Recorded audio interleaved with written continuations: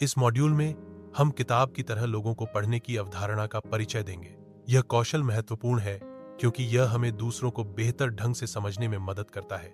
लोगों को किताब की तरह पढ़ना हमारे व्यक्तिगत और व्यावसायिक जीवन में सुधार कर सकता है।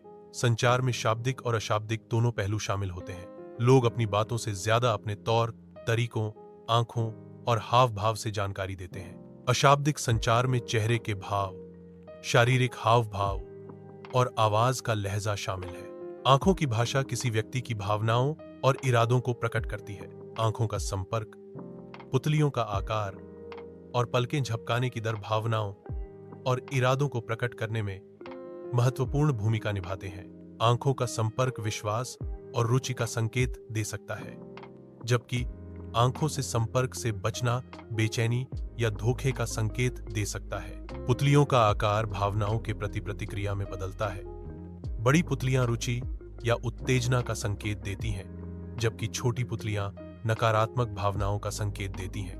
पलकें झपकाने की दर तनाव या उत्तेजना के स्तर को दर्शाती है। सामान्य से अधिक पलकें झपकाना बेचैनी का संकेत देता है, जबकि कम पलकें झपकाना ध्यान केंद्रित करने का संकेत देता है। चेहरे के सूक्ष्म भाव क्षणिक भाव होते हैं, जो किसी व्यक्ति की सच्ची भावनाओं को प्रकट कर सकते हैं। ये भाव तब भी प्रकट हो सकते हैं जब कोई व्यक्ति अपनी भावनाओं को छिपाने की कोशिश कर रहा हो। चेहरे के सूक्ष्म भावों को समझकर किसी व्यक्ति की वास्तविक भावनाओं को पहचाना जा सकता है। शारीरिक भाषा किसी व्यक्ति के आत्मविश्वास, रुचि और ईमानदारी को दर्शाती है। मुद्रा, हाव भाव और शारीरिक दूरी शरीर की भाषा के महत्वपूर्ण घटक हैं। शरीर की भाषा के माध्यम से प्रभावी ढंग से संवाद करने से बेहतर पारस्परिक संबंध बनते हैं। आंखें, लगातार आंखें चुराना झूठ या शर्म का संकेत हो सकता है। लगातार आंखें चुराना झूठ बोलने या कुछ छिपाने की कोशिश का संकेत हो सकता है। शर्म या अपराधबोध के कारण भी आंखें चुराई जा सकती हैं। जरूरी नहीं कि झूठ बोलने के कारण। आंखों के संपर्क के साथ अन्य शारीरिक भाषा संकेतों का विश्लेषण करना महत्वपूर्ण है। आत्मविश्वास के संकेत के रूप में खुली आंखों से संपर्क स्थापित करने पर विचार किया जाएगा। स्थिर और आत्मविश्वासपूर्ण आंखों का संपर्क ईमानदारी और खुलेपन का प्रतीक हो सकता है। आंखों का संपर्क आत्मविश्वास और खुलेपन का एक महत्वपूर्ण गैर मौखिक संकेत है। तेज पलकें झपकाना घबराहट का एक संभावित गैर मौखिक संकेत है। यह व्यवहार अक्सर चिंता या बेचैनी की भावनाओं को दर्शाता है। तेज पलकें झपकाना तनावपूर्ण स्थितियों में एक अनैच्छिक प्रतिक्रिया हो सकती है। असली मुस्कान की पहचान करना इस मॉड्यूल का मुख्य उद्देश्य है। असली मुस्कान में आंखों के कोने भी सिकुड़ते हैं। आंखों के कोने सिकुड़ने से मुस्कान की प्रामाणिकता का पता चलता है। इस मॉड्यूल में हम झूठी मुस्कान की पहचान करना सीखेंगे। झूठी मुस्कान में केवल होंठ हिलते हैं। असली मुस्कान आंखों के आसपास की मांसपेशियों को भी शामिल करती है। पैरों की दिशा रुचि का एक महत्वपूर्ण गैर मौखिक संकेतक है। बातचीत के दौरान दरवाजे की ओर इंगित करने वाले पैर दर्शाते हैं कि व्यक्ति बातचीत समाप्त करना चाहता है। पैरों की दिशा रुचि और जुड़ाव के स्तर को प्रकट करती है, भले ही व्यक्ति मौखिक रूप से कुछ और कह रहा हो। बार बार मुट्ठी बनाना क्रोध को छिपाने का संकेत हो सकता है। यह क्रिया दबी हुई भावनाओं और आंतरिक तनाव को दर्शाती है। मुट्ठी बनाने की गति और तीव्रता क्रोध के स्तर को दर्शा सकती है। यह अशाब्दिक व्यवहार अशांति या असुविधा को व्यक्त करता है। हाथों को पीछे छिपाना एक रक्षात्मक रवैये का संकेत हो सकता है। यह क्रिया असुरक्षा या असहजता की भावना को दर्शा सकती है। हाथों को पीछे छिपाने से व्यक्ति दूसरों से दूरी बना सकता है। झूठ बोलने वालों के सामान्य व्यवहारों की पहचान करना झूठ का पता लगाने का एक महत्वपूर्ण हिस्सा है। आंखों के संपर्क से बचना बेचैनी और अस्पष्ट शारीरिक भाषा अक्सर झूठ बोलने का संकेत देती है। भाषण में झिझक, आवाज में बदलाव और कहानी में असंगतियां भी झूठ के संकेतक हो सकते हैं। झूठ, बहुत जल्दी बोलना। इस मॉड्यूल में हम झूठ बोलने वालों की एक विशेषता के रूप में बहुत जल्दी बोलने पर ध्यान केंद्रित करेंगे। झूठ बोलने वाले अक्सर अपनी बातों को जल्दी बोलते हैं, जिससे उनके झूठ को पकड़ना मुश्किल हो जाता है। बहुत जल्दी बोलने से झूठ बोलने वाले के मन में डर और घबराहट का संकेत मिलता है। झूठ बोलने वाले अक्सर सवाल को घुमाकर जवाब देने से बचते हैं। सवाल को घुमा देना एक रणनीति है, जिसका उपयोग झूठ बोलने वाले ध्यान भटकाने के लिए करते हैं। इस रणनीति में झूठ बोलने वाला सीधे जवाब देने की बजाय विषय को बदल देता है। सवाल को घुमा देने से झूठ बोलने वाले को सच्चाई का सामना करने से बचने में मदद मिलती है। झूठ बोलने वालों का एक सामान्य व्यवहार है आंखें नहीं मिलाना। आंखें नहीं मिलाने का व्यवहार झूठ बोलने के डर और अपराध बोध से जुड़ा होता है। हालांकि आंखें नहीं मिलाना हमेशा झूठ बोलने का संकेत नहीं होता, यह शर्म या झिझक का भी संकेत हो सकता है। झूठ बोलने वाले अक्सर सच में या कसम से जैसे शब्दों का बार बार उपयोग करते हैं। ये शब्द झूठ बोलने वाले के इरादे को छिपाने और विश्वसनीयता बढ़ाने की कोशिश का संकेत हो सकते हैं। ऐसे शब्दों का अत्यधिक उपयोग एक चेतावनी संकेत हो सकता है जो झूठ बोलने वाले के व्यवहार को उजागर करता है। शांत रहना और आंखों में देखना झूठ का पता लगाने का एक सरल तरीका है। शांत रहने से चेहरे के भावों और आंखों के सूक्ष्म संकेतों को बेहतर ढंग से देखने में मदद मिलती है।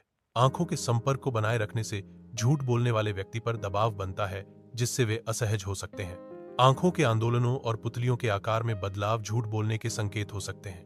माइक्रो एक्सप्रेशंस चेहरे के भाव हैं जो एक सेकंड के अंश में होते हैं। ये भाव अनजाने में होते हैं और अक्सर दमित भावनाओं को प्रकट करते हैं। माइक्रो एक्सप्रेशंस को पहचानना भावनाओं और इरादों को समझने में सुधार कर सकता है। खुशी एकल्स आंखों में चमक। इस मॉड्यूल में हम खुशी के माइक्रो एक्सप्रेशन पर ध्यान केंद्रित करेंगे।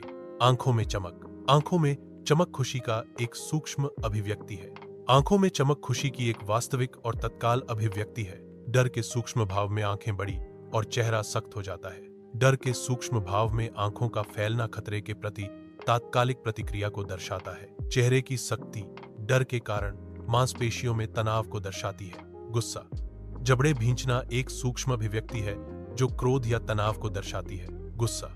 भौहें सिकुड़ना एक सूक्ष्म अभिव्यक्ति है जो क्रोध, एकाग्रता या चिंता को दर्शाती है। जबड़े भींचना और भौहें सिकुड़ना दोनों ही गुस्से के सूक्ष्म भाव हैं जो अक्सर एक साथ प्रकट होते हैं। गुस्से के सूक्ष्म भावों को पहचानना भावनात्मक बुद्धिमत्ता और संचार कौशल को बढ़ाता है।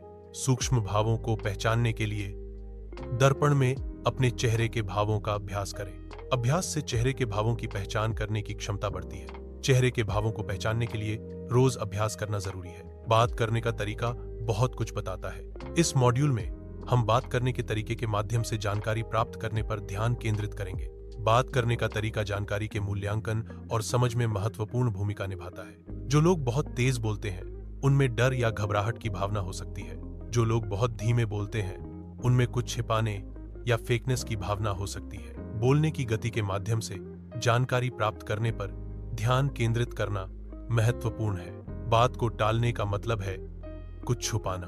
बात को टालने के माध्यम से जानकारी प्राप्त करने पर ध्यान केंद्रित करें। बात को टालना एक संकेत है कि कुछ महत्वपूर्ण जानकारी छिपाई जा रही है। जो हंसते हुए आंखें चुराए उसे खुद पर भरोसा नहीं होता।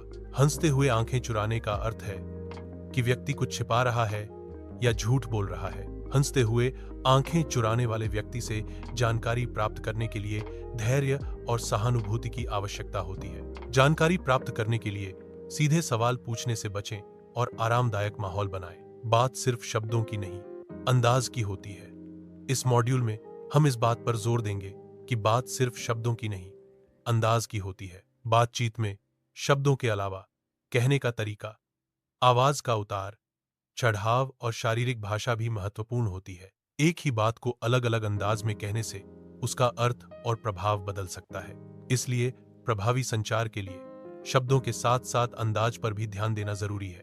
इस मॉड्यूल में हम इंसान की मानसिकता को पहचानने पर ध्यान केंद्रित करेंगे। मानसिकता को पहचानने का मतलब है किसी व्यक्ति की सोच, भावनाएं और व्यवहार को समझना। मानसिकता को पहचानने के लिए हमें व्यक्ति के शब्दों, कार्यों और शारीरिक भाषा पर ध्यान देना चाहिए। मानसिकता को पहचानने से हम बेहतर संवाद कर सकते हैं और रिश्तों को मजबूत बना सकते हैं। अत्यधिक प्रशंसा की इच्छा असुरक्षा का संकेत है। लगातार प्रशंसा चाहने वाले व्यक्ति अक्सर अपनी क्षमताओं के बारे में अनिश्चित होते हैं। आंतरिक मूल्य की कमी के कारण वे बाहरी सत्यापन पर निर्भर करते हैं। यह व्यवहार अक्सर कम आत्म सम्मान और आत्मविश्वास से जुड़ा होता है। शक करने वाले व्यक्ति की मानसिकता का मूल कारण पूर्व में धोखा खाना है। पूर्व में धोखा खाने के कारण व्यक्ति हर संबंध और स्थिति में खतरे की आशंका रखता है। यह मॉड्यूल शक करने वाले लोगों की मानसिकता को समझने और सहानुभूति रखने पर केंद्रित है। जो लोग ज्यादा चुप रहते हैं वे या तो बहुत समझदार होते हैं या बहुत टूटे हुए होते हैं। चुप रहने वाले लोगों की मानसिकता को समझना इस मॉड्यूल का मुख्य उद्देश्य है। यह मॉड्यूल चुप रहने के कारणों और संभावित परिणामों का विश्लेषण करता है। किसी व्यक्ति की मनोदशा को उनके शब्दों और व्यवहार से समझा जा सकता है। किसी व्यक्ति के शब्द उनकी भावनात्मक स्थिति को दर्शा सकते हैं। किसी व्यक्ति का व्यवहार उनकी आंतरिक भावनाओं को व्यक्त कर सकता है। शब्द और व्यवहार दोनों मिलकर किसी व्यक्ति की मनोदशा का एक व्यापक चित्र प्रदान करते हैं। बातचीत में संकेतों को पहचानने पर ध्यान केंद्रित किया जाएगा। संकेतों की पहचान से बातचीत की समझ बेहतर होती है। विभिन्न प्रकार के संकेतों को समझना महत्वपूर्ण है। जो लोग बहुत अधिक सफाई देते हैं उन पर भरोसा नहीं करना चाहिए। इस मॉड्यूल में हम उन लोगों पर ध्यान केंद्रित करेंगे जो बहुत अधिक सफाई देते हैं। अत्यधिक सफाई देने का मतलब है कि कुछ छिपाया जा रहा है।